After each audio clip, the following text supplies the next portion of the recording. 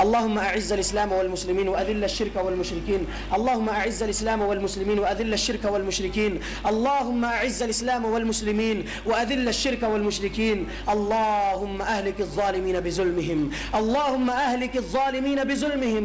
اللهم أهلك الظالمين بظلمهم. اللهم من أرادنا وأراد بالمسلمين سوءا فشغله في نفسه. اللهم من أرادنا وأراد بالمسلمين سوءا فشغله في نفسه. اللهم نسألك إيمانا كاملا ويقينا صادقا وقلبا خاشعا ولسانا ذاكرا وتوبة نسوحا وتوبة قبل الموت وراحة عند الموت والعفو عند الحساب والفوز بالجنة والنجاة من النار برحمتك يا عزيز يا غفار. اللهم ألبسنا لباس التقوى وألزمنا كلمة التقوى وأمتنا حين ترضى. ربنا تقبل منا إنك أنت السميع العليم. اللهم يا رب العالمين. اللهم يا وهاب. ربنا آتنا في الدنيا حسنة وفي الآخرة حسنة وقنا عذاب النار. ربنا تقبل منا إنك أنت السميع العليم وتب علينا إنك أنت التواب الرحيم. وآخر دعوانا أن الحمد لله رب العالمين. جزا اللہ خیر الجزا. اللہ تعالیٰ شیخ کو بہترین مطلع دے. شیخ نے ہم لوگوں کو ٹائم دیا اور نادر باتوں سے ہم لوگوں کو نوازا. اللہ تعالیٰ ہمیں ان کی باتوں پر عمل کرنے کی توفیق عطا فرمائے. شیخ سے میرا پہلا سوال یہ ہے، کیا موجودہ جنات و شیاطین ابلیس کی اولاد میں سے ہیں؟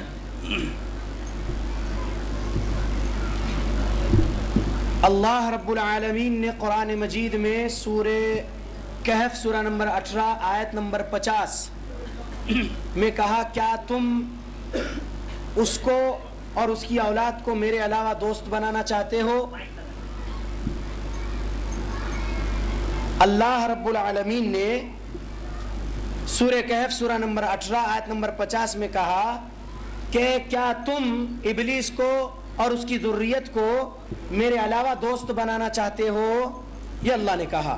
اب اس آیت سے جو مسئلہ نکلتا ہے، جو تفسیر ہے، جنات ابلیس کی اولاد ہے. جس طرح سورہ نساء سورہ نمبر 4 آیت نمبر 1 کے مطابق موجودہ انسانیت بھی وہی آدم علیہ السلام کی اولاد ہے، تو تمام جنات بھی وہی ابلیس کی اولاد ہے. آدم علیہ السلام کی اولاد میں ایمان والے انسان جیسے ہیں، کافر انسان بھی جیسے ہیں، ویسے ہی ابلیس کی اولاد میں ایمان والے جنات سورہ جن آیت نمبر 14 سورہ نمبر 72 کے مطابق، اور کافر جنات جو جہنم میں جائیں گے آیت نمبر 15 کے مطابق ہے سورہ جن کے. لہذا اس کا جواب یہ ہے کہ جی ہاں، جو جنات آج بھی ہے وہ ابلیس کی اولاد ہے. اس آیت سے یہ سمجھ میں آتا ہے. واللہ اعلم. لیکن آپ نے جو سورہ کہف کی آیت پڑھی ہے، افتتخذون وذریۃ واولیاء من دونی وهم لکم عدو، کیا تم لوگ اس کو اور اس کی اولاد کو میرے علاوہ اولیاء بناتے ہو؟ وهم لکم عدو، وہ سب کے سب تمہارے دشمن ہیں. تو کیا جو مسلمان جن ہیں وہ بھی ہمارے دشمن ہیں؟ سوال ماشاءاللہ تبارک اللہ بہت پیارا ہے. یہ کفر کرنے والے اور ظالم جنوں کے لیے ہی کہا جا رہا ہے، اگرچہ کہ آپ اس آیت کو تفسیر میں جائیں گے انشاءاللہ تو آپ کو اس کی وضاحت ملے گی. میں یہاں پر شیخ ہے، ان کو جواب دینا نہیں آ رہا ہے، مجھے ریا میں نہیں جانا ہے. انشاءاللہ اس کا صحیح جواب میں تفسیر مکمل ایک نہیں کئی تفسیر پڑھنے کے بعد دے سکتا ہوں، لیکن سمجھ میں آتا ہے کہ اس کی ذریت جنات جو ہے انشاءاللہ ایمان والے جنات اور کافر جنات ابلیس کی ذریت ہے. واللہ اعلم. اور کسی کوئی سوال ہو تو سوال کر سکتے ہیں. کسی کے پاس کوئی سوال ہو تو سوال کر سکتے ہیں.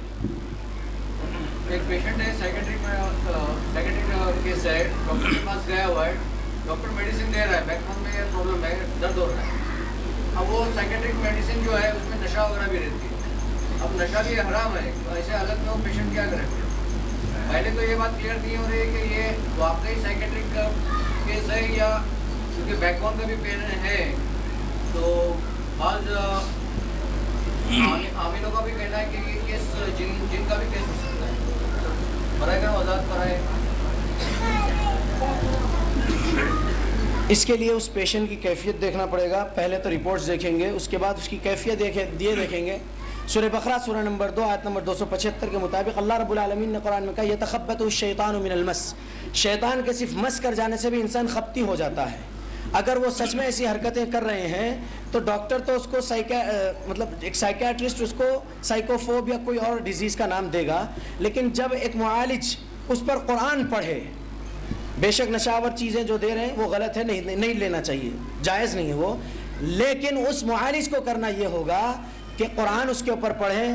اگر سچ میں اس پر جن ہے تو وہ جن ظاہر ہوگا اور کلام کرے گا، جن نہیں ہے تو جادو کے اثرات ہو سکتے ہیں کہ جس بنا پر اس کو تکلیف ہے، کیونکہ سحر مرد بول کے ایک ہے، یعنی سحر ایک ایسے قسم کا ہے جس سے ایک عجیب قسم کے بیماریاں جسم میں پیدا ہو جاتی ہیں.